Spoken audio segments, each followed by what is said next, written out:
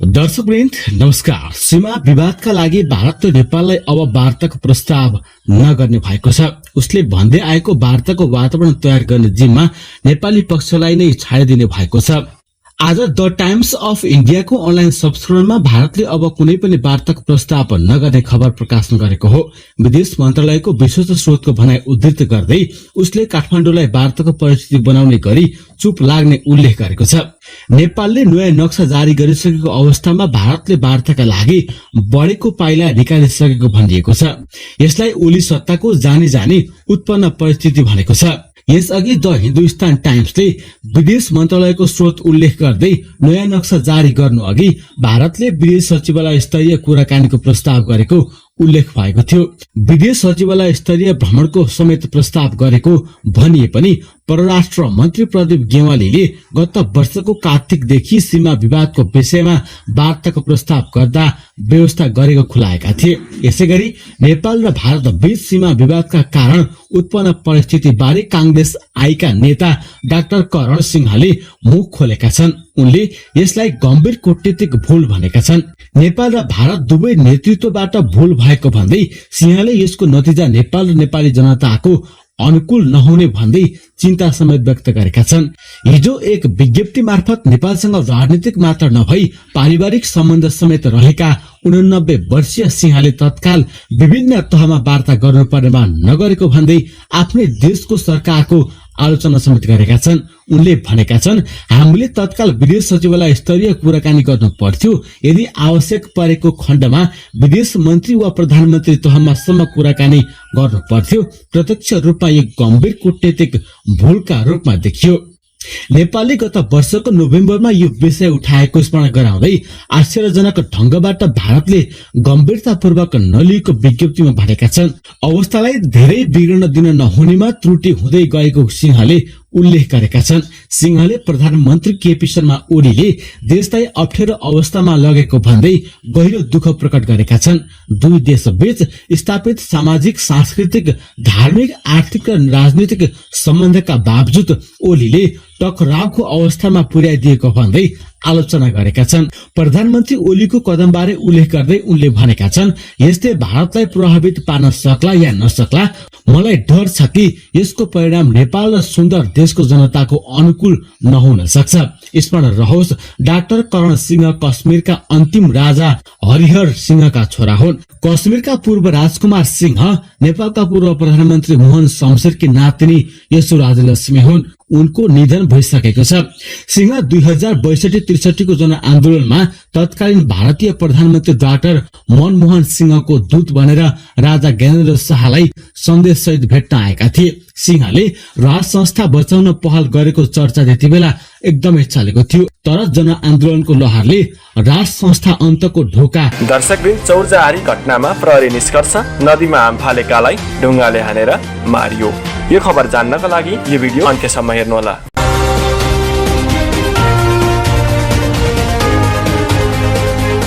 रुकुमको चौरजाहारी घटनामा नवराज विक सहित 6 जनाको सामूहिक हत्या भएको निष्कर्ष सहित प्रहरी अनुसन्धानले प्रतिवेदन जिल्ला सरकारी वकिलको कार्यालयलाई बुझाएको छ र सरकारी वकिलको कार्यालयले जिल्ला अदालतमा मुद्दा पेश गरेको छ।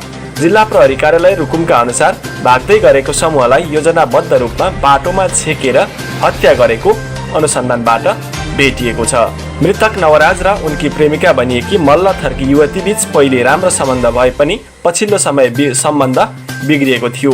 तैपनि लान सकिन्छ कि भनेर युवक साथीहरू लिएर युवतीको गाउँ गएको प्रहरी अनुसन्धानबाट खुलेको छ। स्थानीयसँग विवाद भएपछि युवतीको गाउँमा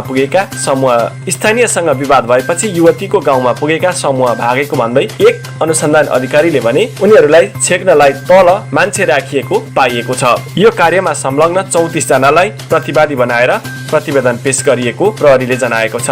त्यसमध्ये 29 जना पक्राउ परिसकेका छन् भने 5 जना फरार प्रतिवादी बनाइएको जिल्ला सरकारी वकिलको कार्यालय पश्चिम रुकुमका न्यायाधिवक्ता केशव चापागाईले खर नेपाल टिभीलाई जानकारी जानकारी दिए। उनका अनुसार वडाध्यक्ष युवती सहित उनका बुबा आमा दाई लगायत प्रतिवादी बनाइएको छ। प्रतिवादीलाई आजीवन जन्म कैदको माग गरिएको चापागाईले बताए। उनका अनुसार प्रतिवादी मध्ये 4 जना महिला र बालबालिका छन्। सबै प्रतिवादी माथि 6 जनाको हत्या गरेको आरोपमा कर्तव्य ज्यान, 13 जनालाई घाइते बनाएकोमा ज्यान मार्ने उद्योग र जातीय छुवाछुत ऐन अनुसार पनि कारबाही गर्न माग गरिएको छ। नवराज विकास सहितको टोली युवतीको घरमा पुग्दा जातीय विषयमा विवाद हुँदा घटना भएको भन्दै जातीय छुवाछुत ऐन अनुसार पनि कारबाही गर्न माग गरिएको एक प्रहरी अधिकृतले खर नेपाल टिभीलाई जानकारी दिए।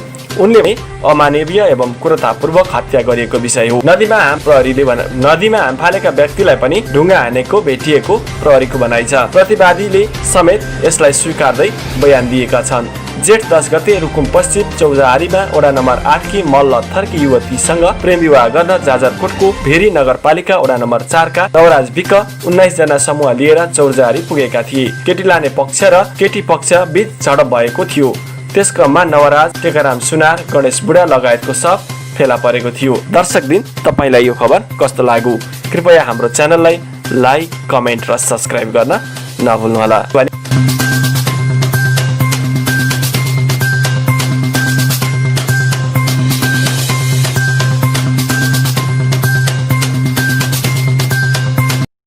दर्शकदिन, समाजवादी पार्टीले संसदमा सरिता गिरीलाई व्यक्तिगत रूपमा दर्ता गरेको संविधान संशोधन प्रस्ताव फिर्ता लिन निर्देशन दिएको छ।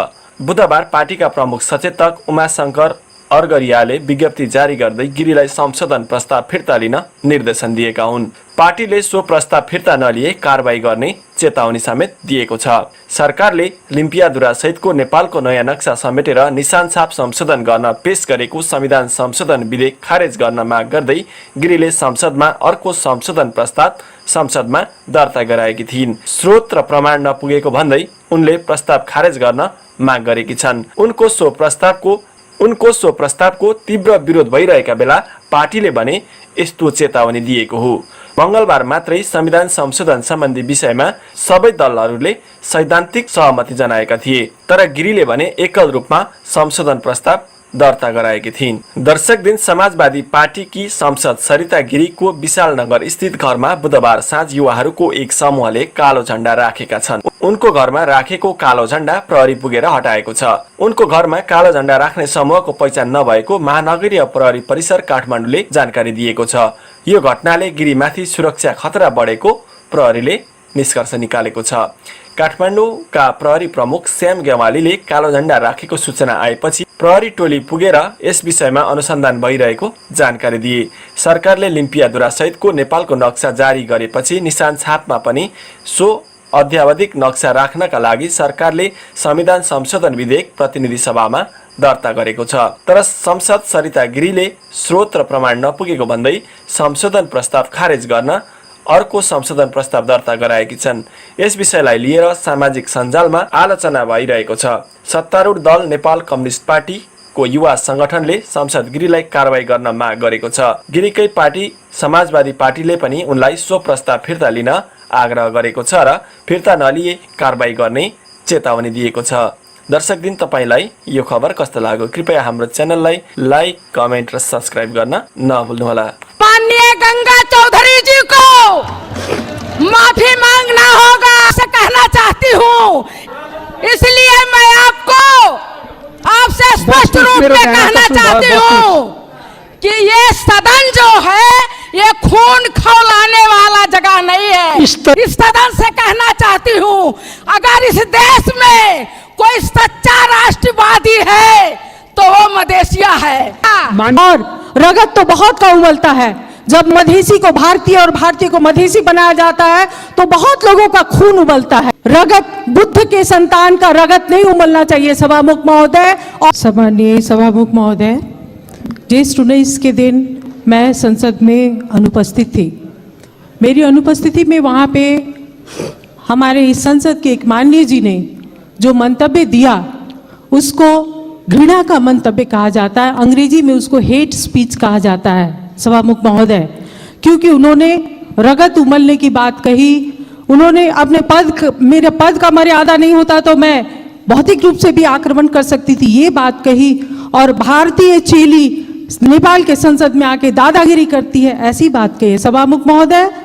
मैं वैसी भाषा प्रयोग नहीं करूंगी, मैं प्रेम से अपनी बात कहूंगी सभामुख महोदय। और मैं बहुत प्रेम और सद्भाव और आग्रह के साथ ये कहना चाहती हूँ कि इस मंतव्य को रिकॉर्ड किया जाए और नेपाल के कानून के अनुसार यह हेट स्पीच कानूनी कार्रवाई के लिए पर्याप्त होता है। और मैं सरकार का ध्यान आकर्षण कराती हूँ, गृह मंत्रालय का ध्यान आकर्षण कराती हूँ कि इसको रिकॉर्ड में लेके और कानूनी प्रक्रिया को आगे बढ़ाया जाए। मैं दूसरी बात कहती हूँ सभामुख महोदय कि पूरे संसद पे की मर्यादा पे और उसके सार्वभौम सत्ता पे आक्रमण हुआ है, इसलिए ऐसे हेट स्पीच को संसद के रिकॉर्ड से हटाया जाए। जब तक ये संसद का रिकॉर्ड पे बना रहेगा, इस देश में विभाजन की दरार वहीं से शुरू होगी। क्योंकि यहाँ पर अगर ये संसद के सार्वभौम सत्ता पे, संसद में ही जासूस कहने की बात की जाती है, संसद में दादागिरी चलाने की बात की जाती है सभामुख महोदय, ये सिर्फ किसी माननीय पे नहीं, ये पूरे संसद पे आक्रमण है।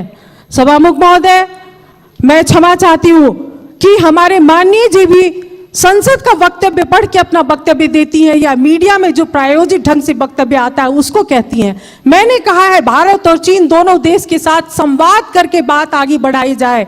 और थोड़ी देर के बाद मीडिया ने भारतलाई नसोधिकन नक्शा बनाउने ये कहा कि प्रायोजित किया, उन्होंने भी उसी मंतव्य को पढ़ा है, सुना है और उसके बाद अपनी धारणा व्यक्त करती हैं। कम से कम हम लोग सभासद लोग जब बोलते हैं तो वस्तुगत तथ्य और प्रमाण के आधार पे बोलें। जब बाहर के जनता की हल्ला होती है, उसी के हल्ला में हम लोग जाएंगे तो हम लोग देश का नेतृत्व कैसे करेंगे।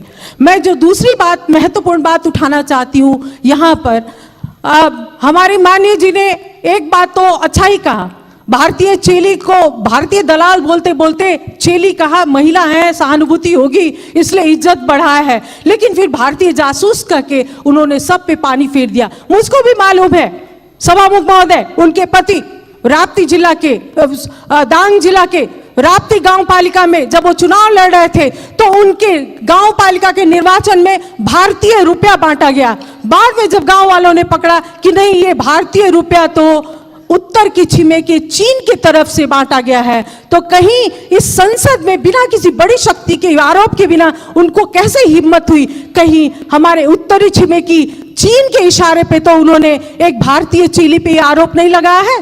भारतीय चेली ऐसे नहीं आई है सभामुख महोदय, नेपाल के कानून के अनुसार आई। और मैं एक बार और कहती हूँ, मैं नेकपा पार्टी के संसदीय दल के नेता और नेकपा पार्टी के अध्यक्ष और नेतागण से कहती हूँ, मैं महत्वपूर्ण बात कहने जा रही हूँ सभामुख महोदय।